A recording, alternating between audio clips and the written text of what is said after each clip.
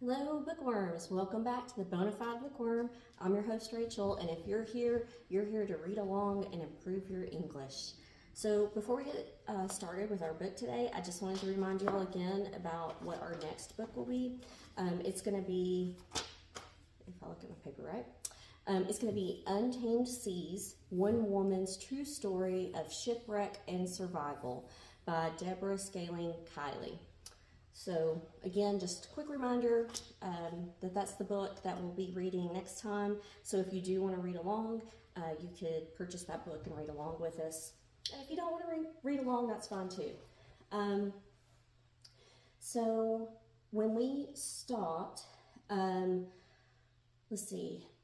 we stopped, Simon is down at the base camp with Richard now. Joe is by himself. He was able to abseil down from the ice bridge, and he's kind of down on the bottom of it now. So we're going to jump back in with him and see what he's going to do to hopefully get out of his situation or be able to give someone some heads up, a smoke signal or something that he is alive, although he's surrounded by ice and snow and water, so I don't know how he could make a smoke signal. But anyway, here we go. Touching the Void by Joe Simpson. We're starting on page 136 at the top. I stood up gingerly on my left leg, letting my damaged limb hang uselessly above the snow. It had stiffened during the night and now hung shorter than my good leg. At first I wasn't sure how to set about climbing the slope, which I guessed to be 130 feet high. 10 minutes work with 2 legs. It was the angle of the slope that worried me. To begin with, it rose at an angle of 45 degrees, and I felt confident that I could drag myself up that, but as it gained height, so the angle increased. The top 20 feet looked almost vertical, but I knew that my eyes were being confused by looking straight on to the slope. I decided it could be no more than 65 degrees at the top. The thought wasn't encouraging. Loose powder would be exhausting enough without the injury. I suppressed a growing pessimism by telling myself that I was lucky to have found a slope at all. The initial steps were clumsy and uncoordinated. I dug my ice axes deep into the snow above me and then hauled myself up the snow with my arms. It wouldn't work on the steeper slope above, and I realized how risky it was. If an axe ripped free of the snow, I would fall. I stopped and tried to work out a better method. My knee throbbed painfully, harshly reminding me that I was a very long way from getting out. Patterns. I remembered how I traversed to the coal with Simon. It seemed so long ago. That's the way.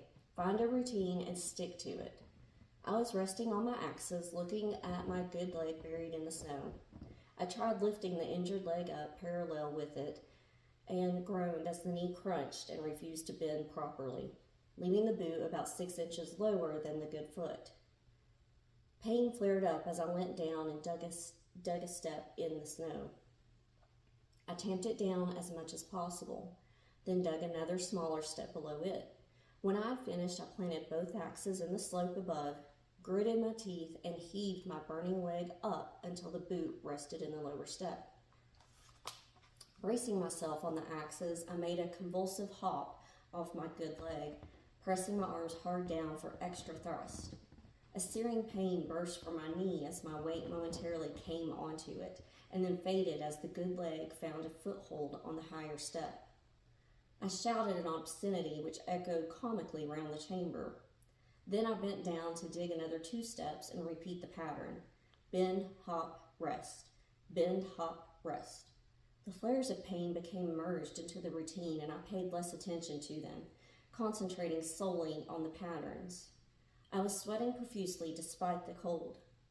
Agony and exertion blended into one, and time passed unnoticed as I became absorbed with the patterns of hopping and digging. I resisted the urge to look up or down. I knew that I was making desperately slow progress, and I didn't want to be reminded of it by seeing the sunbeam still far above me. After 2.5 hours, the slope had steepened considerably, and I had to be especially careful when I hopped. There was a critical moment when all my weight was on the axes driven into the loose snow, and the angle forced me to balance my movements precisely. I had nearly fallen on 2 occasions. One hop had missed the good step, and I had slithered into the smaller step below, with my knee twisting beneath my weight. I had struggled to remain standing, fighting off the nausea and faintness. The second time I had hopped successfully, but too explosively, and had lost balance. Again, I felt things move and grind in my knee as I swung violently forward into the snow to stop the fall. It was odd to curse and sob and hear the sounds repeated in the chamber below. Even more peculiar was the feeling of acute embarrassment at complaining like that. There was no one to hear, but the looming empty chamber behind me made me feel inhibited, as if it were a disapproving silent witness to my weakness. I rested with my head against the snow. I was soaked in sweat, but it cooled quickly when I stopped. Soon, I was shivering. I glanced at the roof above and was delighted to see the sun nearly touching me. Looking down, I saw that I was 2/3 of the way up the snow cone. The chamber appeared even more cavernous from the high perch. The rope hung in a crescent from my harness to the ice screw at the ice bridge. I was level with the bridge, and the rope hung clear of the slope down which I had abseiled, stretching out 80 feet above the floor of the chamber below. Looking at the ice bridge, I felt disturbed at the memory of my time spent on it. It was hard to believe how desperate I had been in the night, and while abseiling now, that I was reaching for the sun. That was the hardest thing I had ever done, and thinking about it, I felt a surge of confidence build in me. There was still a lot to fight for. I turned into the slope and began digging steps again. I took another 2.5 hours to reach a point 10 feet below the hole in the roof. The angle of the snow had become almost impossibly difficult, and every hop had to be a measured gamble against losing balance and making the step. Fortunately, the snow conditions improved as the cone narrowed, and I found that I could get a solid axe placement in the ice wall to my left. I felt exhausted despite the approaching roof. The pain reached a level and then stayed constant. No amount of care could prevent the temporary weight I had to place on my knee, and I felt weak and sickened by the repeated twisted, crunching spasms in the fracture site. I bent into the slope again and hopped, pulling up powerfully on the axe I had placed in the wall, and got my boot into the step without hurting the bad knee. The snow roof brushed my helmet. I was directly beneath the small, head-sized hole in the snow. The glare from the sun was blinding, and when I looked down, the chamber disappeared into inky darkness. I hefted my leg into the new step I had dug and prepared to make another hop. If anyone had seen me emerge from the crevice, they would have laughed. My head popped up through the snow roof, and I stared gopher-like at the scene outside. I kept hold of the axe planted in the wall of the crevice and stood on one leg with my head stuck out of the snow, swiveling around to take in the most stupendous view I had ever seen. The ring of mountains surrounding the glacier were so spectacular that I hardly recognized what I was seeing. The familiar peaks had taken on a beauty I'd never noticed before. I could see ice fields and delicately fluted ridges, and a dark sea of moraines curled out of sight from the snout of the glacier. There wasn't a cloud in the sky, and the sun glared from its azure emptiness with ferocious heat. I stood silent and stunned, unable to accept that I was at last free again. My senses had been so battered that I had forgotten what to expect at this moment of escape. I hauled my hammer from the crevice and drove it into the snow outside. When I hopped and rolled out of the yawning drop, I lay against the snow, numb with relief. I felt as if I had been fighting someone too strong for me for far too long. Though the sun warmed through my back, I still shivered. The heavy weight of despair and fear which had been with me for so long in the ice chamber seemed to melt away in the sun. I lay inert on the snow with my face turned to the glacier below and my mind empty of thoughts. The relief washing through me left me lightheaded and weak, as if I had used up the last reserve of energy within me. I didn't want to move and risk disturbing the contentment and peace of lying there motionless in the snow. The blessed relief from tension and darkness and nightmare images was total. I realized then just how frantic I'd been during every second of the past 12 hours, and in response my mind shut itself off from all but the sensation of relaxing.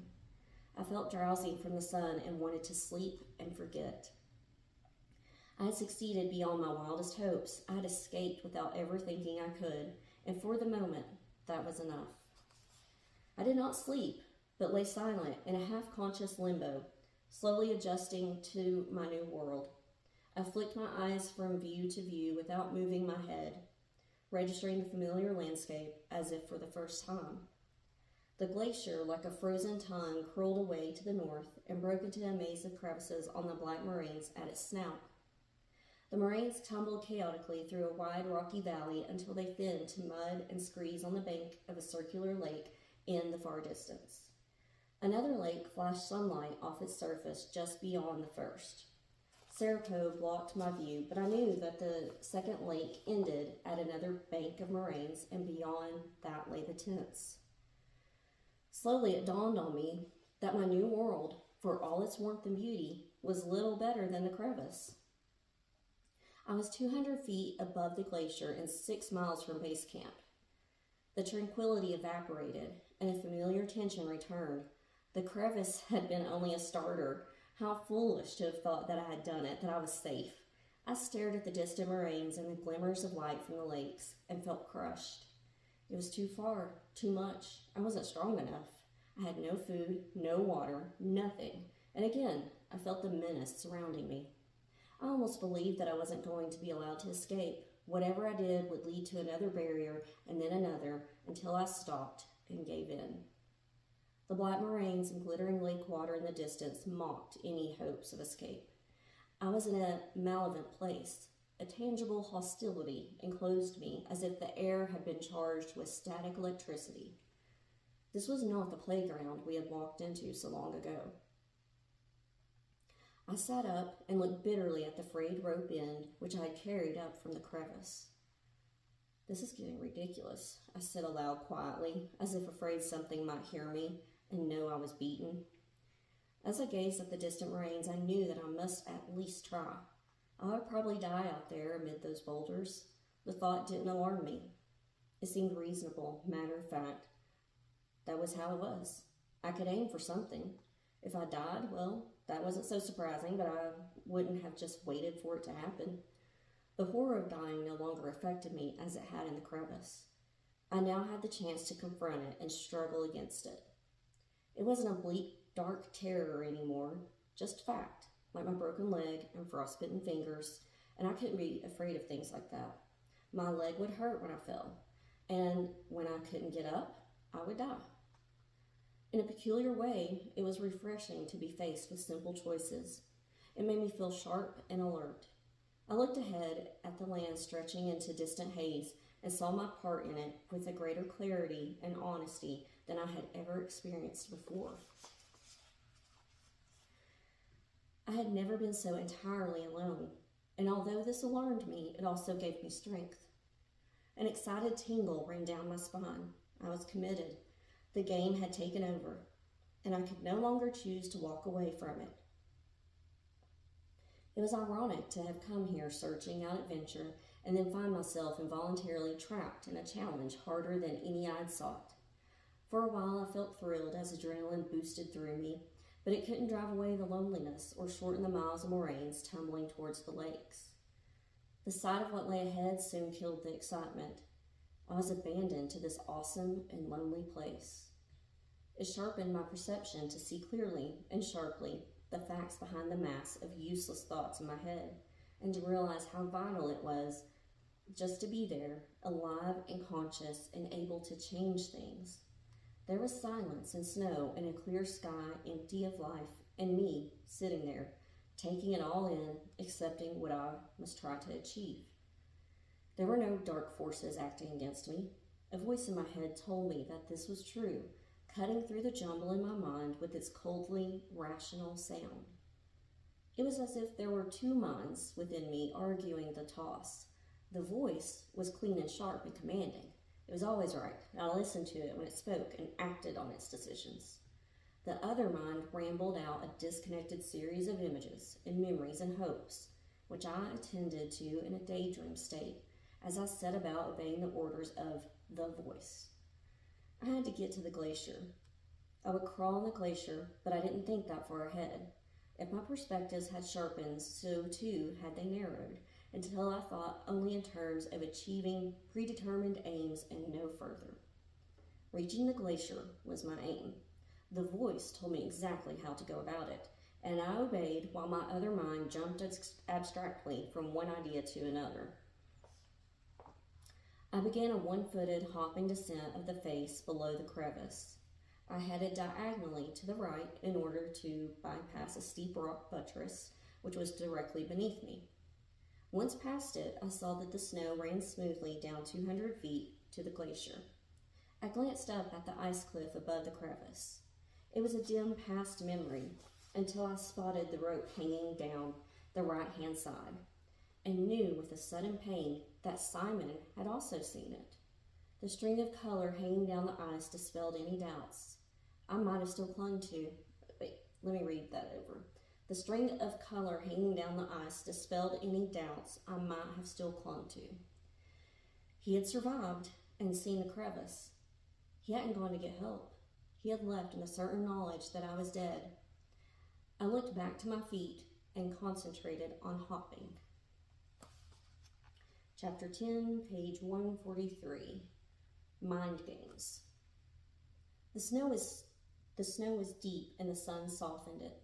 I planted the axes firmly into the snow and leant on them heavily while I executed a hasty downward hot come kick. I had only one chance at making a secure step with the kick.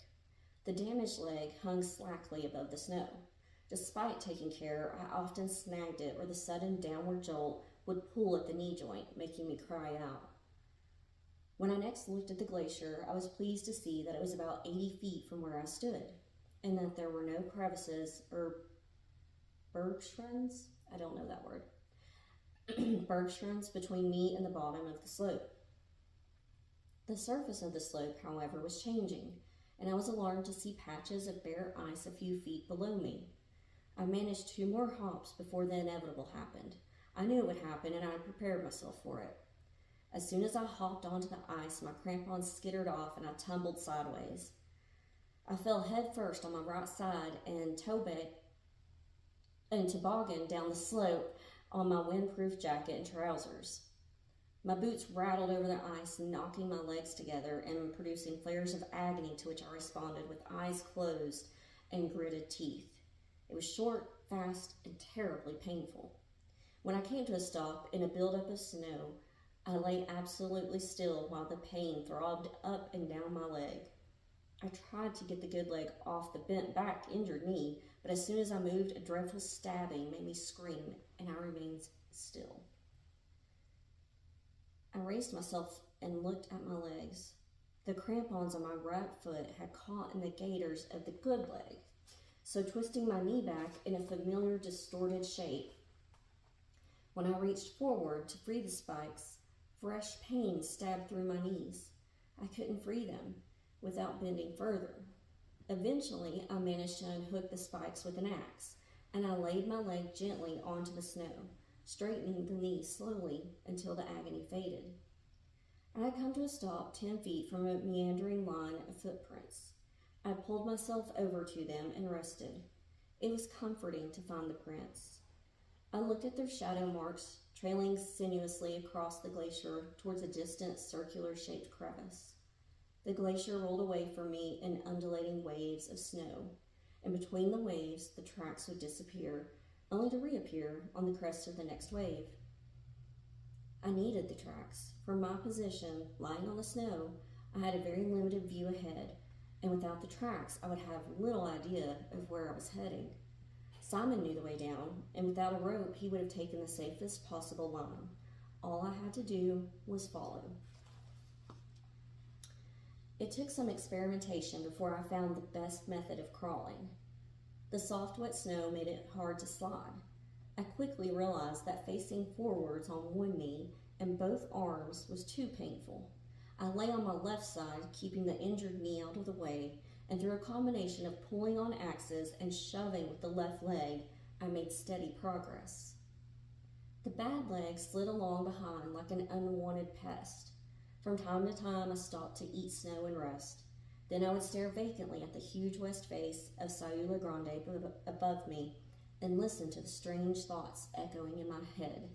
Then the voice would interrupt the reverie, and I would glance guiltily at my watch before starting off again. The voice and the watch urged me into motion whenever the heat from the glacier halted me in a drowsy, exhausted daze. It was 3 o'clock, only 3.5 hours of daylight left. I kept moving, but soon realized that I was making ponderously slow headway. It didn't seem to concern me that I was moving like a snail. So long as I obeyed the voice, then I would be all right. I would look ahead and note some features in the waves of snow, then look at my watch, and the voice told me to reach that point in half an hour. I obeyed. Sometimes I found myself slacking, sitting in a daydream, lost to what I was doing. And I would start up guiltily and try to make up time by crawling faster.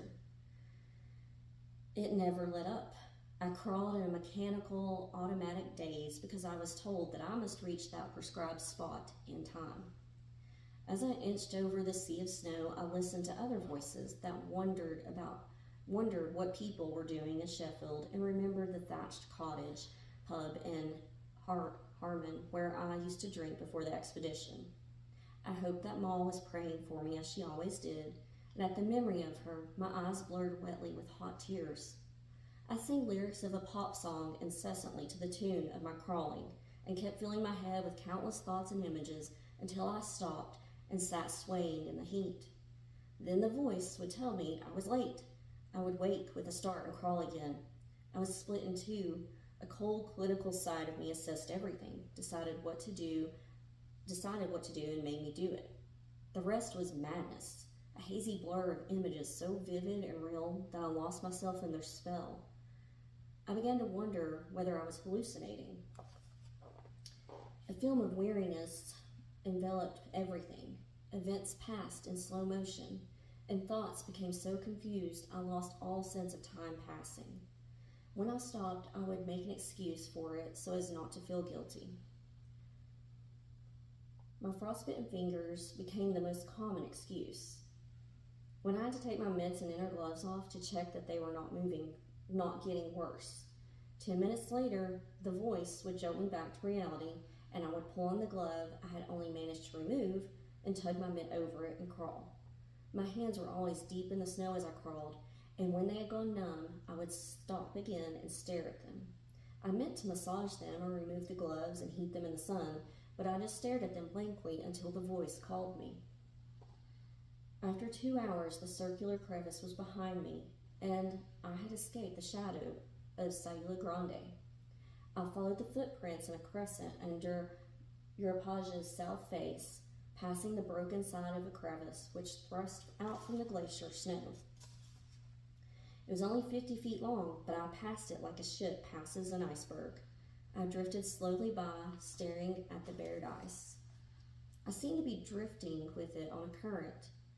It didn't strike me as odd that I wasn't overtaking the ice cliff. I gazed at figures in the broken ice of the cliff. I was unsure whether I could really see them. Voices argued with the commanding voice, and I decided I was seeing them. They reminded me of an old man's head I had once seen in a cloud while lying on a beach. My friend couldn't see it, which had made me angry because even if I looked away and then back at the cloud, I could still see the old man, so it had to be there. It looked like a Renaissance painting in the Sistine Chapel, where the white-bearded old man painting his finger from the ceiling was supposed to be God. There was nothing pious about the figures I watched in the ice. Many figures, some half-formed, all frozen in bas relief, stood out starkly from the cliff face. Sun shadows and colors in the ice gave them solidity. All were copulating. I was fascinated and crawled steadily as I gawped at the obscene figures in the ice. I had seen these figures before as well. They reminded me of pictures I had seen of the carvings inside a Hindu temple. There was no order in the chaos of figures. They stood or kneeled or were lying down. Some were upside down, and I had to cock my head to make out what they were doing. It was funny and titillating, like the paintings by Titan of grossly fat nudes that had mesmerized me at 14. A short while later, I sat still in the snow with a mitt in my lap, tugging at an inner glove with my teeth. The cliff was no longer in sight. Between seeing the figures and stopping to check my fingers, I had no memory of doing anything. One moment I was looking at the ice figures, the next I was alone again, and the cliff mysteriously was behind me. A spray of icy snow crystals stung my face. The wind was getting up. I looked at the sky and was surprised to see that a rolling carpet of heavy cumulus had covered the sun. Another gust of wind made me turn my face away. A storm was building. It was cold in the wind, which had sprung up from nowhere and now buffeted me with increasing force. I hurriedly pulled on my mitt and turned to face the footprints. I was less dazed now, and the voice had banished the mad thoughts from my mind. An urgency was creeping over me, and the voice said, "Go on, keep going, faster. You've wasted too much time, go on before you lose the tracks." And I tried hard to hurry. The wind gusted fine clouds across the glacier ahead of me.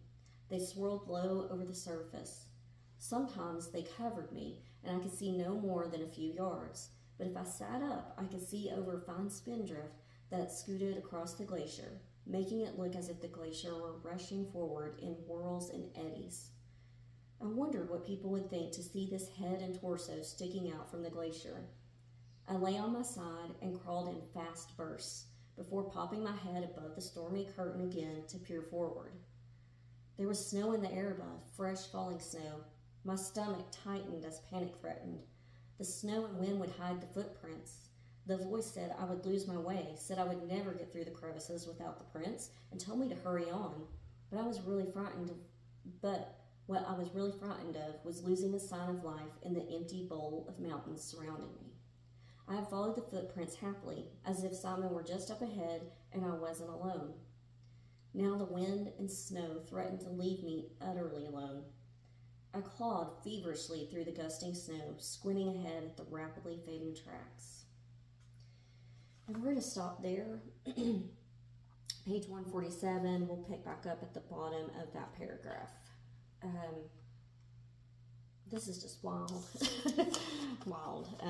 I hope you're enjoying this book. Like I said, it started off a little slow, but just imagining what he's going through is amazing that he was able to keep going. Thank you for spending your time with me today. I hope you enjoyed today's book, or the book that we keep reading. We're almost done with it. Let's see, it has, how many pages? We have, not the acknowledgements or the glossary. Oh, there's a glossary. I didn't know that. Nice to know. And it defines all these crazy mountain terms. That's good. Okay, didn't realize there was one. Maybe I should flip through the book first. It only has like 213 pages, and we're on 147, so we'll probably finish it up in the next day or two. I'm proud of myself. This is my 4th upload this week. Like I said, trying to just get us caught up, get us back on track. So you won't hear from me again until next Tuesday. So until then, I hope you all have a great day or week or whatever you're doing. Hope you have a good one. Bye.